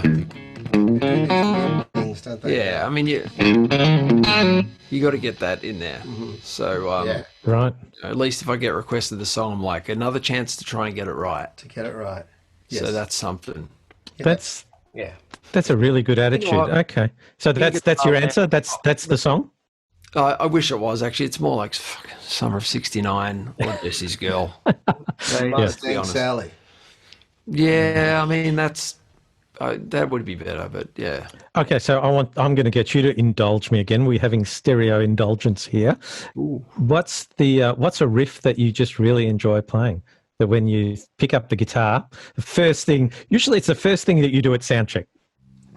What's that first riff that you pull out at a soundcheck? It's there. There's one. There's one that you always just instinctively play at soundcheck. I don't. What? I'll tell you what mine is. What? I do this every time I hang a sound check. I go, Jimmy's trying to get so I get good points. What do you do? yeah, yeah, yeah, yeah, yeah, yeah, yeah. I see. Every single time. Yeah, I mean, yeah, if I'm just going to do something, I mean, this is always good doing just the Hendrix. This is when you can use the Hendrix chord, just be happy.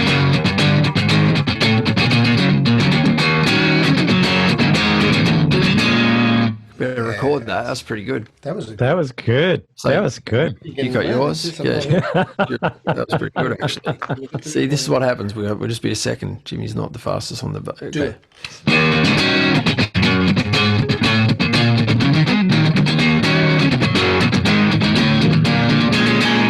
Yes, beautiful. Cool. Can we No, you can't. write something about live from the lockdown lounge? You know, something like that in there. You've done it. You've done it. We might steal that melody idea. It's still that. I mean, Yeah. Don't tell him we we did may. it, though. No, Hey. we'll say we used something very similar, the blues scale. So we changed certain things. It's pretty good. Live from the lockdown. Lounge. All right. Yeah. Well, I think we can do a new theme song for them, but I don't know. I think. What is- I mean, yeah. Live from the lockdown lounge. I'd rather bar. I want to say bar because, you know, it's kind of rock and roll. Lounge, you can serve drinks at the lounge. Yeah. Lockdown lounge. That'd be fantastic. Yes. Man, this is good. This is good. Okay, question number 5. For the gig chicken. Okay. I'm pausing on purpose for dramatic effect. We don't have production values where the lights come down and the big orchestra stab happens. Jimmy, most famous person you've met or performed for? Choose someone else. This is The most famous person I've met. Now, there's a few, but there's one at the top of the list. That's what we want. Big Robert Plant fan from Led Zeppelin, Jimmy Page. hasn't met either. No, I met them all. David Coverdale. David Coverdale. The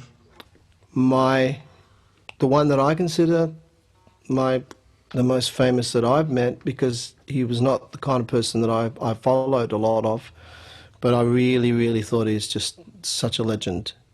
And Kenny Rogers. Wow. Yeah. Wow. And you know what? You really drew that out. We were all on our edge of the seats then. Just, you know, I you wasn't just... sure if he was coming out with the funny one. No, but he thought I was going to say something like Miss Picky. Do you do a Kenny Rogers impression? No, I wouldn't think so. Jolene. But that was more like his partner. Dolly. Yeah, that was... Well, which Yeah. is the better half. I don't know. As I said, I never followed him, and I never really listened a lot to him. Yep. But he was just, you know, Islands in the Stream and all that stuff. He was just fantastic, and such a legend, you know. Fantastic. That's a great one. Yeah. James, your opportunity to take it home, my friend. Take the chicken home, metaphorically and really. Most famous person. Not making. Wow. He was going to say Elvis. No, I wasn't. Going to say Elvis. Although it's funny that I did do that Elvis show. And he was, but anyway, that's another thing. Okay, wait a sec. I'm going to build attention again. I'm going to ask the question again. You know, this is how this TV stuff works. Most famous person you have met or performed for. Take it away, James. Well, now this is someone who I was incredibly fortunate enough to get introduced to through Kath. Wow. Through I'm a manager. I'm a business partner of this lady. Anyway, and she used to work in the record labels, and so had met lots of people. And one of those one of those people. You're trying to draw it out like I am trying to. I am. He is copying you so bad. Somebody who happens to be is one of my favorite guitar players, and from one of my favourite metal bands back in the day. But he then went on to play with Def Leppard, who he's been playing with for like over 20 years. And who, so Kath was like a good friend of him. And so I got to not only meet Vivian Campbell, but got to just, when they were out here doing their gig 6 months ago, maybe more, met him, and then we were just hanging out after the show, just in the band thing. The Scorpions were just over there on a table being crazy and stuff. And the members of Def Leppard were sort of coming and going, and there was me and Viv and someone. We were just sitting down at the table, just hanging out, talking stuff, whatever. Vivian Campbell just there, and I was like, yeah, we're just talking for half an hour or something. And tell me, were you self-conscious initially? Were you trying to be cool, or did he ease that and just make it? He was just so really just nice, and just like would just sit down, everyone's just talking. So it wasn't that thing where it's like, oh, okay, they're talking in their little bunch, or it was just like sitting down with some friends and having a chat about whatever. So it was quite comfortable. That's fantastic. But you know, I'm still thinking, And the fact that that's Vivian Campbell, Dio. That's right. He did all those songs, those riffs that I meant to be, grew up on. Yeah. Give us one. Give us one.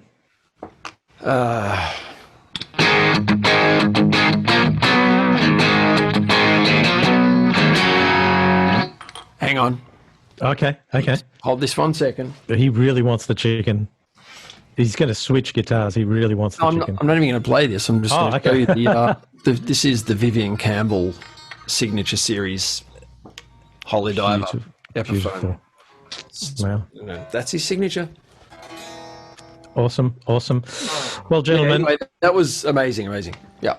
Gentlemen, I am very, very pleased to say that you have both won.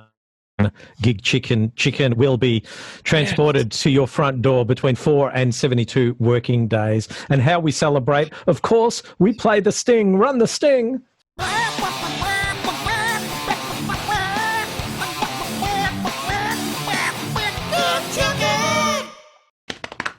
That's half a chicken each, which is perfect. There it is. No, you get full chickens each. One each. One each, which you can do whatever you want with. 4 chickens each. That's good.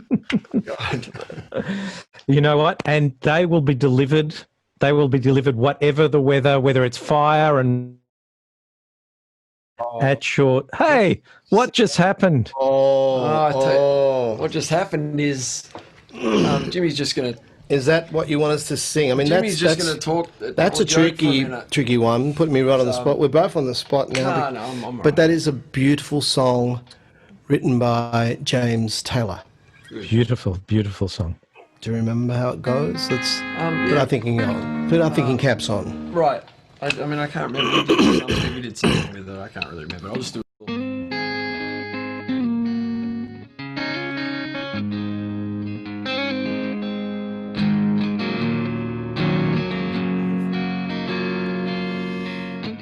Just yesterday morning, I heard you were gone. Suzanne, the plans you made put an end to you. I woke up this morning, I wrote down this song. I just can't remember who to send it to. Well, I've seen fire and I've seen rain. I've seen the lonely days that I thought would never end. I've seen sunny times and I could not find a friend. But I always thought that I'd see you one more time again.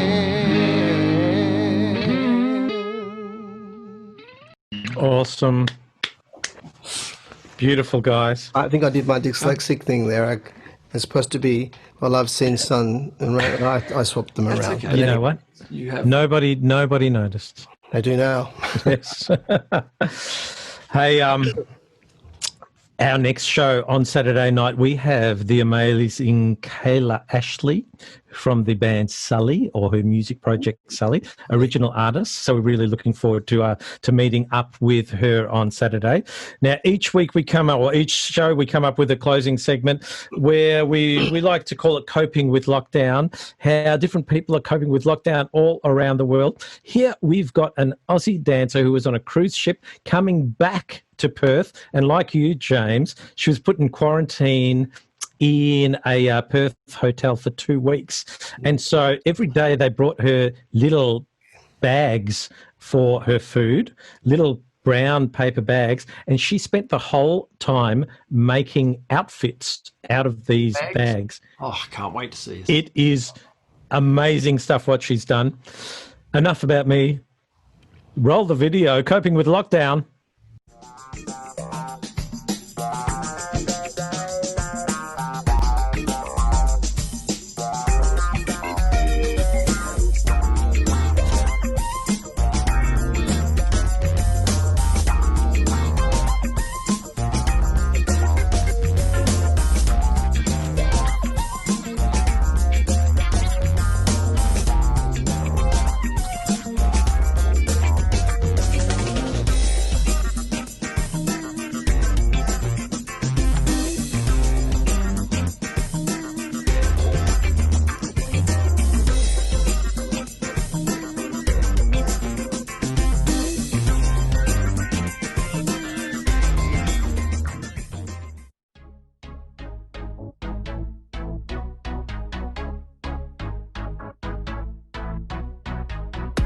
Myself up, turn the world on its head. Don't forget what my mama said. People talking since the beginning of time. Unless they paying your bills, pay them bitches no mind. And if I fly or if I fall, at least I can say I gave it all. And if I fly or if I fall, I'm on my way.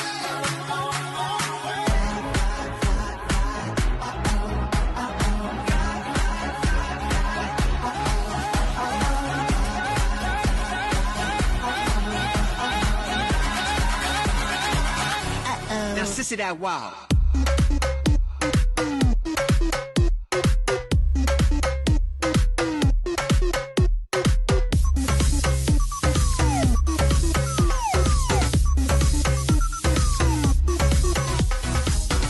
Better beware, ain't no tea, ain't no shade. But at the same time, bitches better get out the way. I'm a fam queen, mother of the house of no shame. My pussy is on fire, now kiss the flame. And if I fly or if I fall, at least I can say I gave it all. And if I fly or if I fall, I'm on my way.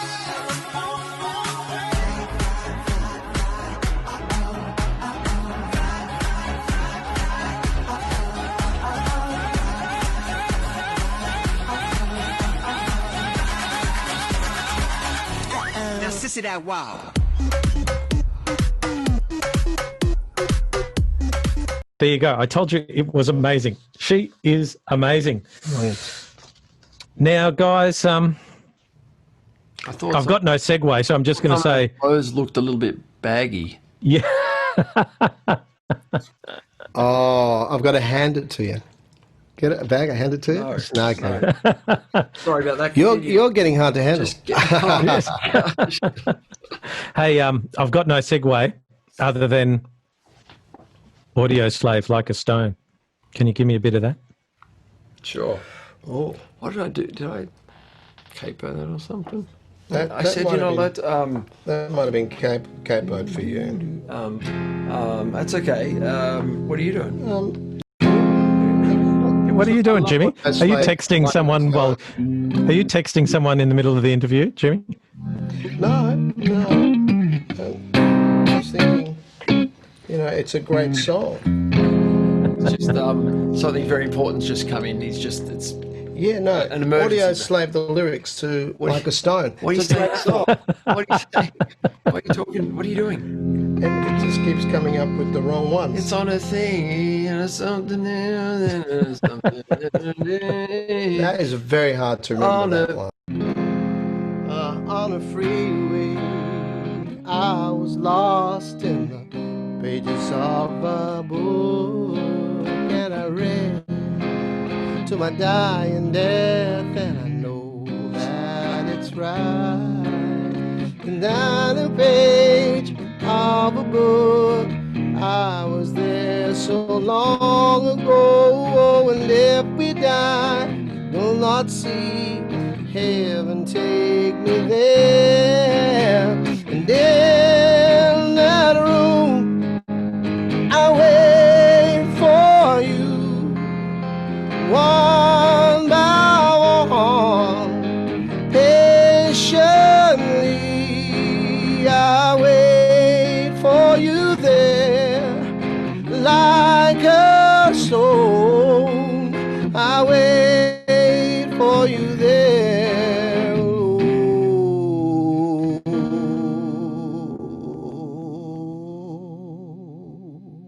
Unresolver. The Unresolver. Unresolved. Yes, Well I must. done. There's a lot in That was a hard one to remember words to. And chord. Yeah, but once you got going, you found your groove, didn't you? And our group, yep. You found your groove. Thank God.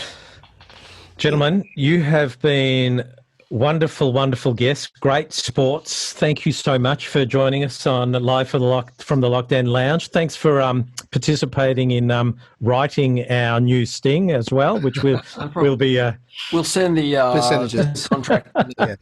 likewise. Hey, we like to finish the show with our artists delivering a message of positivity out there. A lot of our audience are musos as well that perhaps is going through a little bit of tough time going through this. And, if we're all sharing the load, then perhaps it's a little bit easier. So start with you, Jimmy. Your message of positivity. Positivity. The screen is yours, my friend. I would just, pretty much say be kind to each other and be kind to people around you, and use this time to maybe think less about yourself and think more about others, and because I think there's great love that comes back to you when you're like that as a human being. So, I think, I just think that for the people out there, I'm sure they're doing it in their own way every day, but do your best to be good to people around you. Great message. Reciprocal energy. I'm a big, big supporter of that. James, your message we of... talked about this. We said I was going to do that. And you were going to come up with the other one. No. You didn't. That's what I said. Oh, thanks, man. Great. You're on your own now. You've got Okay, to try and great. come up with something better than that. No, I don't. It's not. See, he just said that, and then he turns it into a competition. Yeah. Yeah. He really wanted the chicken more. He than really you wanted did. the chicken. You can have your chicken and my chicken. No, you know what? I would just say that we're all in this. Sounds like that ad, but we're all in this together. We are. Everyone's in it. Whether it's in the musician community or otherwise. So, you can always lean on especially in this community. There's people to lean on everywhere, and I think everyone's more open to that now than ever. So, if you need to call someone or text someone, just you can reach out, and it's a good time that I think we're all very willing to listen and to talk to people and just to be communicate, and so it is good, a better time than ever to know that you're not on your own. Yes. Fantastic. Beautiful. Great message, guys. Positivity. It's reciprocal. Hallelujah. And you know what? We love that you're both wishing well to all of our audience. Wishing well? Wishing well. That was so well done that I actually. You guys, yeah, I know. I thought I had to repeat it 3 times, and That's a hard one too. Why is he leaving the ones till the end? He's making the hard ones. I told you I was going to make you work. You don't get chicken for nothing. Chicken tonight. Chicken. Oh no, that's money for nothing. No. Nothing. Yeah. Chicken tonight. Yeah, it's a good song, that. Oh, yeah.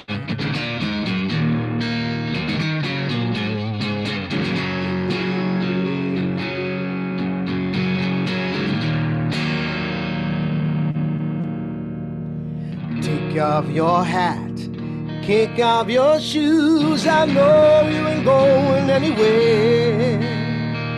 Run around the town singing your blues. I know you ain't going anywhere.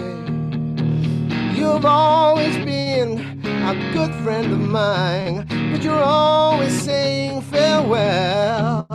And the only time that you're satisfied is with your feet in the wishing well. And I wish you well.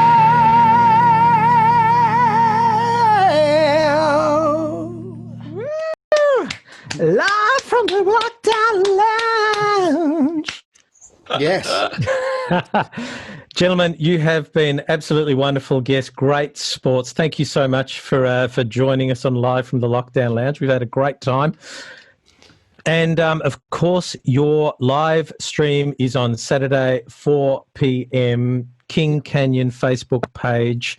Check it out. That will be coming up on your screen. Again, thank you both for coming on the show. Pleasure. Thanks for having us on. Thank you so much. We appreciate it. We really do. Thanks No for worries. testing us. So, I mean, really testing us. Yeah, it was good. And you know what? We are brought to you by the amazing people at Cranberry Music. Of course, the stores have been open this whole time, Limbrook and Elizabeth Street City. You can shop online, click and collect, or get it delivered. You've been watching Live from the Lockdown Lounge. I am your host, Brian Rolt. I know this because it says so just down there. We hope you've had a great night. Thank you, King Canyon. We'll see you on Saturday night. Good night. Good night. Good night. Thank you. Bye-bye. Bye-bye.